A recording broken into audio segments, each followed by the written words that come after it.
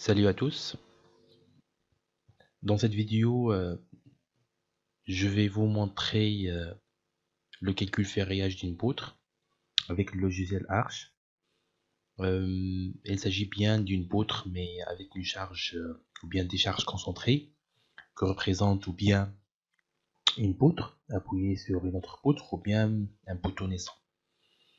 Et je vais vous montrer comment il faut tenir compte et il faut ajouter aussi des barres bateaux dans le but de bien supporter cette charge ou bien de bien supporter la poutre qui est appuyée sur sur cette poutre là.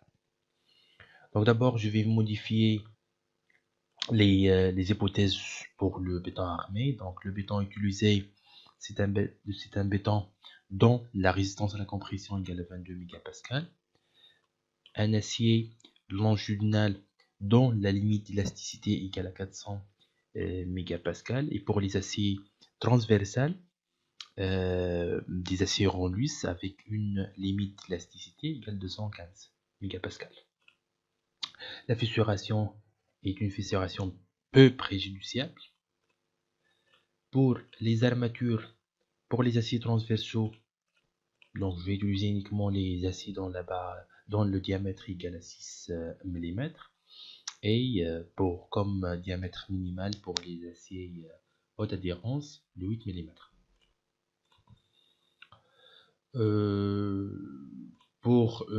Puisqu'on va on va étudier des poutres de section rectangulaire, et donc là je vais décocher le calcul d'une section en T, et pour l'enrobage 2,5 cm comme enrobage pour les aciers.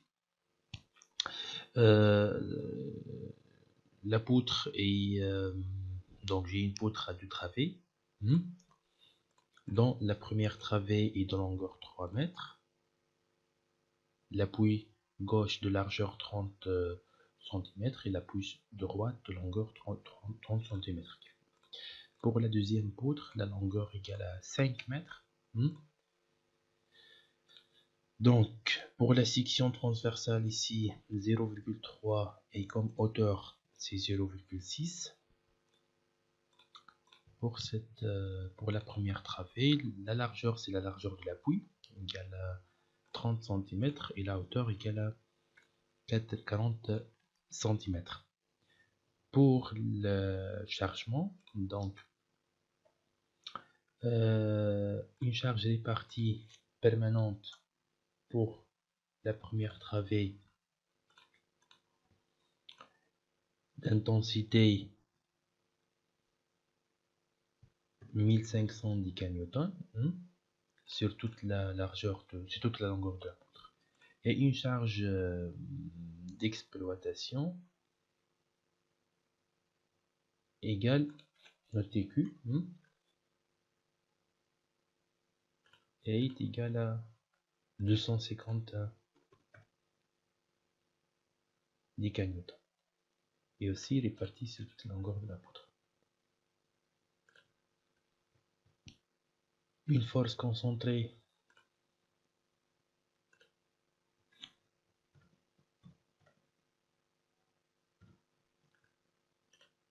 permanente d'intensité 1000 kN.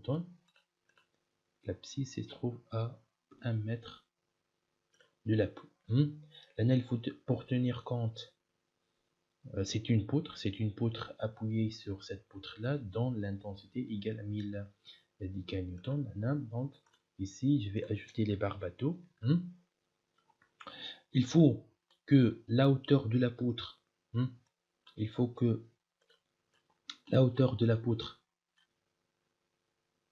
c'est pas est supérieure au minimum 10 cm de la poutre qui fait la poutre. Donc puisque la hauteur de cette section là égale à 40 cm, donc ici la hauteur de la poutre au maximum égale à 30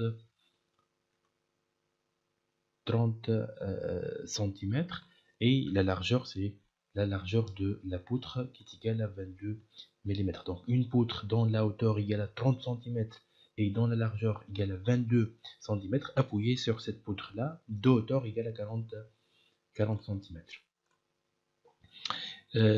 Aussi une charge d'exploitation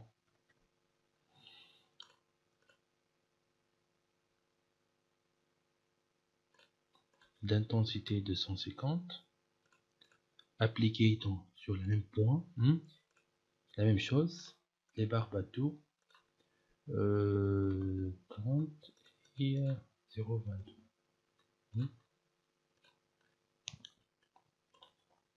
Donc pour la deuxième poutre, j'ai une charge répartie uniquement.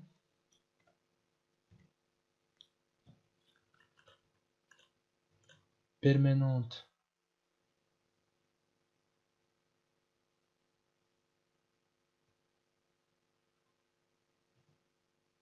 d'intensité 2500 Newton et répartie sur toute la longueur de la poutre.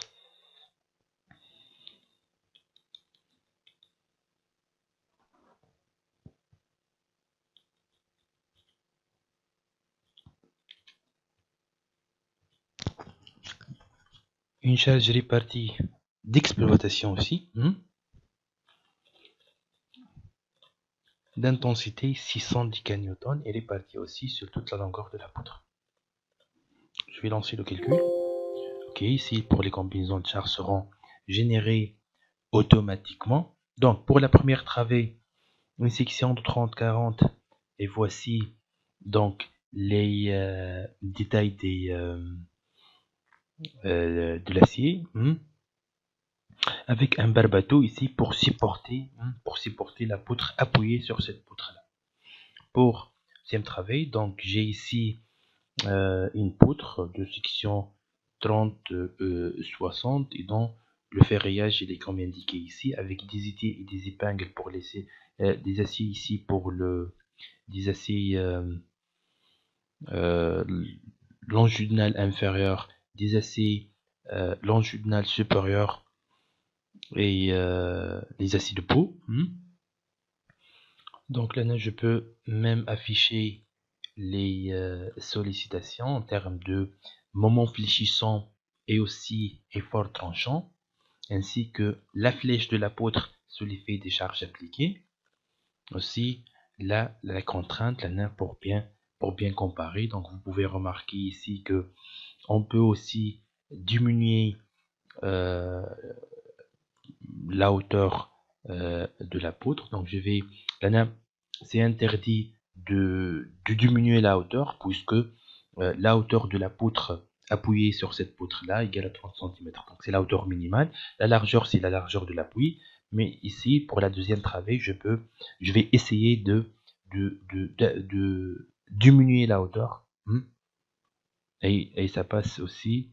Donc vous pouvez remarquer ici que l'acier change. Je vais essayer encore de diminuer cette hauteur là, ou la hauteur de la poutre, dans le but de minimiser la section du béton. Donc ça reste toujours vérifié, mais toujours vous pouvez remarquer ici que l'acier a commencé à augmenter. Donc ici l'ingénieur doit effectuer une étude comparative dans le but de chercher la solution optimale en termes de volume de béton ainsi que quantité d'acier, parce que vous connaissez que l'acier il est plus cher. Donc n'oubliez pas, si vous avez une charge concentrée, si il s'agit bien d'une poutre, donc il faut ajouter les barres bateau pour supporter les charges et pour bien supporter la poutre. Merci pour votre attention. Bonjour à tous. Aujourd'hui, un exercice simple pour le calcul ferraillage d'une poutre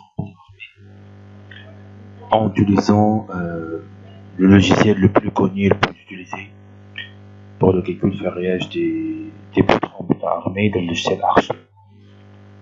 Donc on va prendre un exercice pour une poutre à 2 travées dont la section, c'est une section rectangulaire de dimension 22 cm par 40 cm.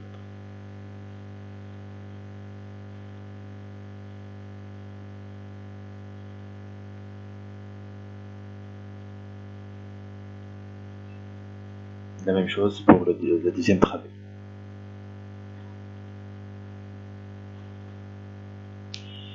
Cette poutre à deux travées donne la longueur de la première travée 4 mètres et la longueur de la deuxième travée 3 mètres. La largeur du poteau et par la suite des appuis égale à 22 cm.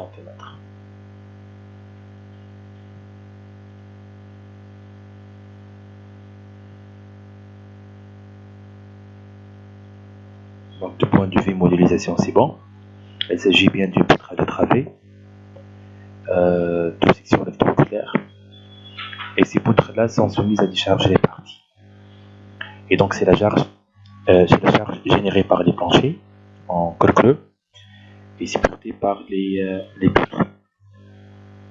Donc on va vérifier d'abord les unités des forces.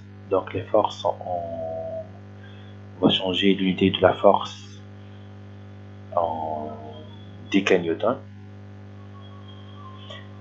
Et donc pour la première travée, il s'agit bien d'une charge permanente d'intensité 1200 décanewtons. Elle est partie sur toute la longueur de la poutre, donc sur 4 mètres, et une deuxième charge d'exploitation d'intensité 300 décanewtons par mètre linéaire, et elle est soumise, c'est une charge répartie sur toute la longueur de la poutre. Pour la deuxième travée, il s'agit bien d'une charge concentrée, et c'est la charge exercée par un poutre naissant appuyé sur cette poutre-là. Donc c'est une charge, la première force concentrée, c'est une charge permanente d'intensité 10 000 décanewtons, et donc c'est 10 tonnes appliquées à mi-travée. Donc c'est 1,5 mètres. Et une charge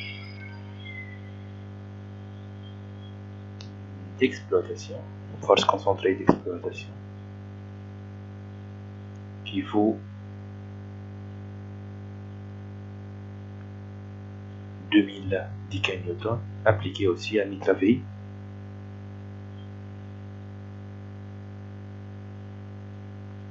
Avant de lancer le calcul, on va modifier les paramètres ou bien les caractéristiques mécaniques du béton, de l'acier, ainsi que l'enrobage. On va commencer par le béton armé.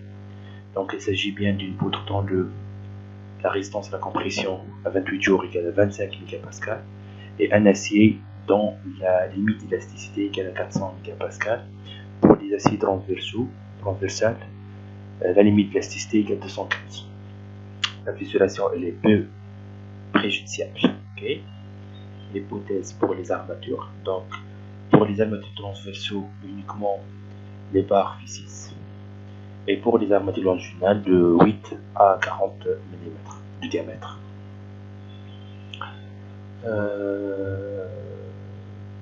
Ici pour le ferrillage, pour le moment, juste je vais changer l'angle, donc le crochet à 180 degrés.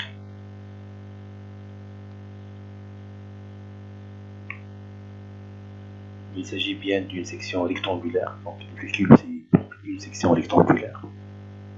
L'enrobage il est uniforme, égal à 2,5 cm, comme il est déjà indiqué.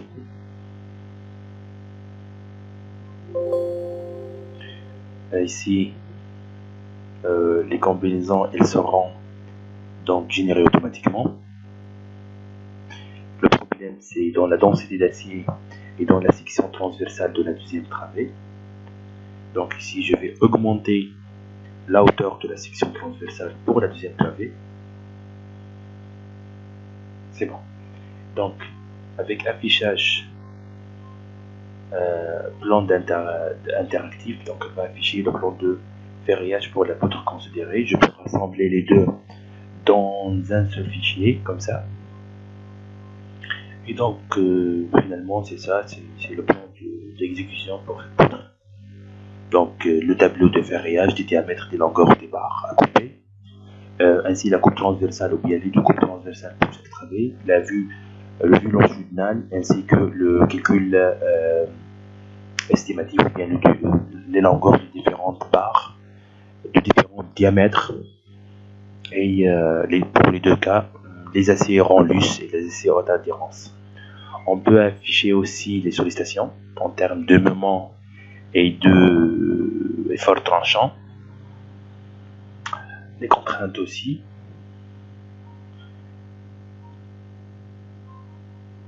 Vue en 3D, les réactions d'appui, c'est nécessaire ce résultat-là pour le calcul d'une sans charge et surtout pour la force appliquée sur les poteaux qui supportent cette poutre-là. Et on peut même afficher la poutre en 3D. Je vous remercie. Bonjour, dans cette vidéo je vais vous montrer différentes étapes pour le dimensionnement et le calcul ferraillage d'une poutre continue avec une console, mais pour le cas d'une section transversale en T. Donc je vais commencer d'abord la modélisation en utilisant le logiciel Arch. Donc j'ai une poutre avec deux travées et une console. Dans la portée de la première poutre, de la première travée, c'est 5 mètres.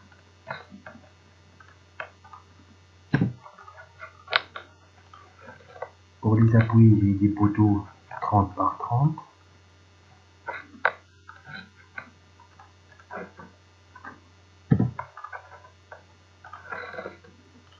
Et la console est de longueur de 5 mètres.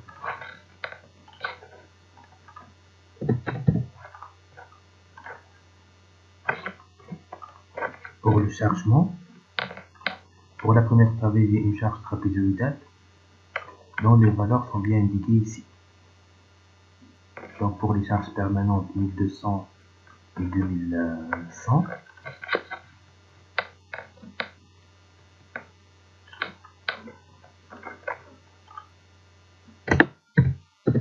G1, c'est une charge permanente.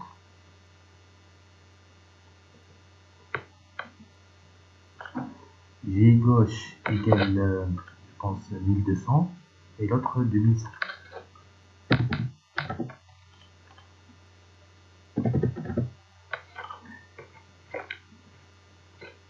Sur toute la longueur de la poutre.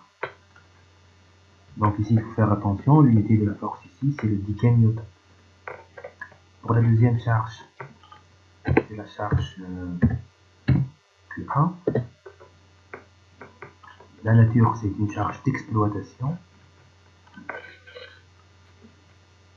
Q1 égale 250 et Q2 égale 350. Q1 égale 250, Q2 égale 350. Et réparti sur toute la longueur de la poutre. Et voilà. Pour la deuxième travée, d'abord j'ai une charge triangulaire uniquement sur 1,25 mètres. Je vais commencer par la charge permanente, 1500 du kN par mètre.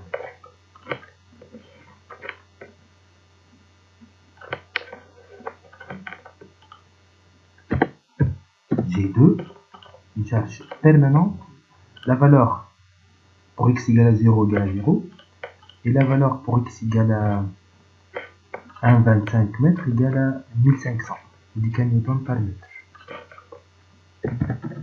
Uniquement sur une longueur de 1,25 mètres.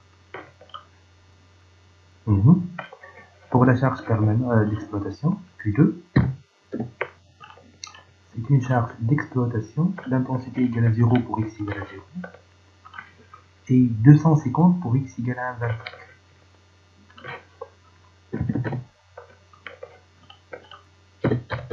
Très bien.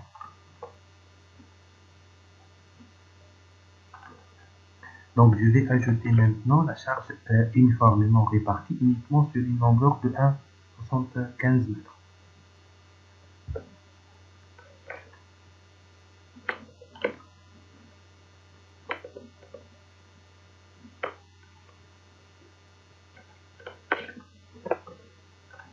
Charge répartie, c'est le G3. C'est une charge permanente d'intensité égale pour la charge permanente 1500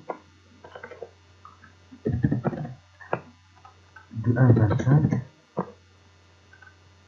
et de longueur 1,75.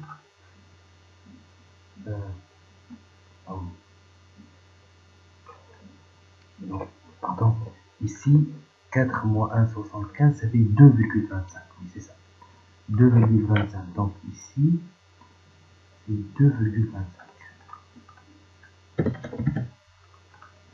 La même chose pour la charge permanente.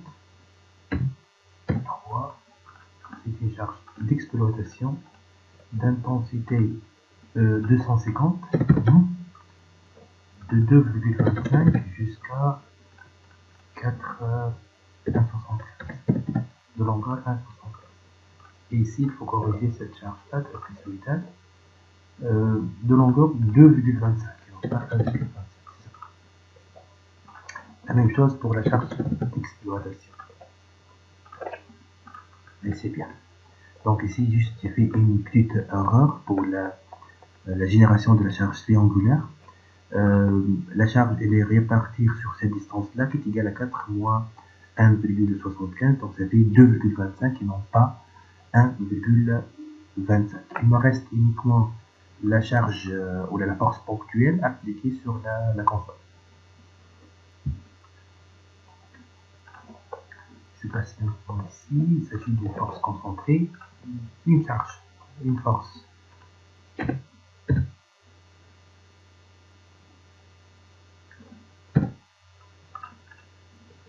Permanente d'intensité combien? D'intensité 1500 décanewtons avec une abscisse égale à 1,5 m. L'abscisse de c'est-à-dire le point d'application de la charge permanente ainsi que la charge d'exploitation d'intensité 250 décanewtons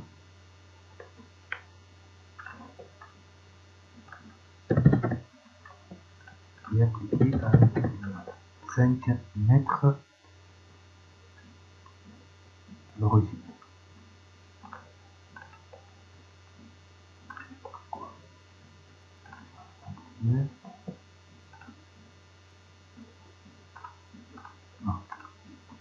Appliquée à 5 mètres. Maintenant pour la section transversale, j'ai dit que la largeur c'est 3.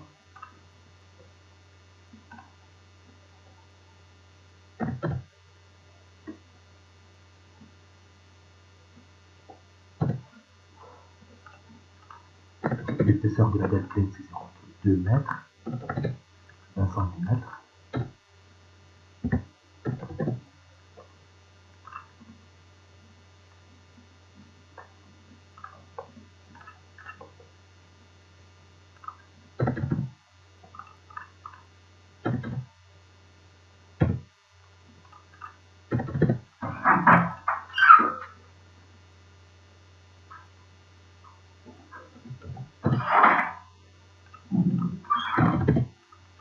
Donc l'épaisseur de la dalle pleine égale à 20 cm, la hauteur totale égale à 50 cm et l'épaisseur de la lame égale à 30 cm.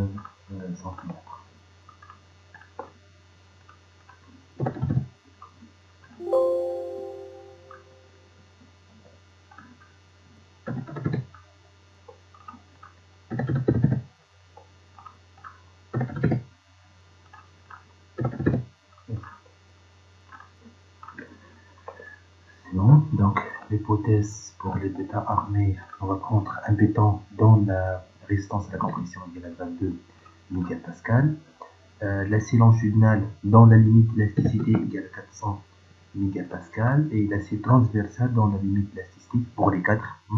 La limite plasticité égale 2,15 mégapascal, situation un peu préjudiciable. La masse volumique du béton égale à 2,5 tonnes. Pour l'armature, donc je vais utiliser uniquement des barres rond lisses de diamètre 6 mm pour les aciers transversaux.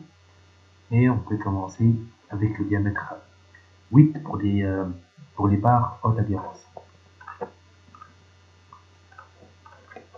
Donc ici, juste toujours pour l'ancrage, je vais utiliser angle 180. Et s'il y a des erreurs, on va revenir ici pour corriger, pour modifier quelques paramètres.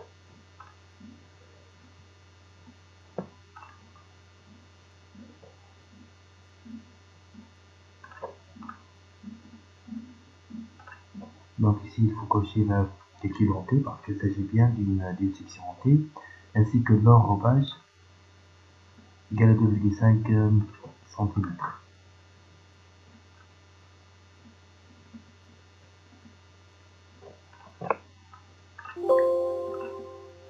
On va lancer le calcul.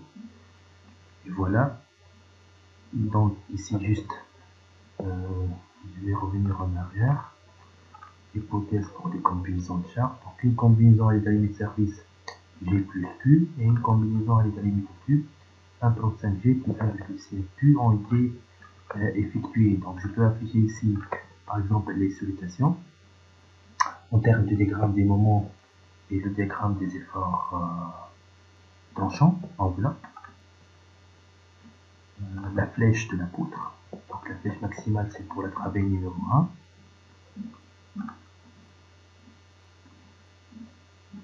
Ainsi que le plan de ferrillage. Donc voici juste exemple, j'ai mis un choix arbitraire pour la section en T, juste pour vous montrer les étapes plus ou moins simples pour le calcul, modélisation d'une poutre en T. Donc ici des cadres ainsi que des équilibres pour les aciers transversaux et des barres longitudinales comme il est indiqué ici.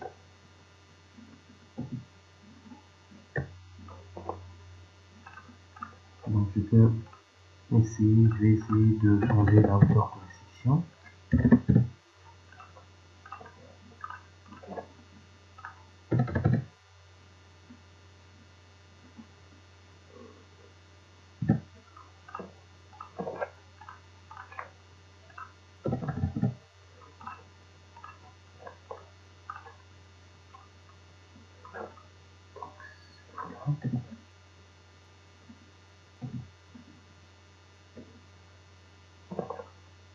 Je vais rassembler tous les plans de ferrillage pour voir. Donc voici le ferrillage de la poutre dans la section transversale et une section en T, et le calcul est effectué en tenir compte qu'il s'agit bien d'une section en T. Je vous remercie.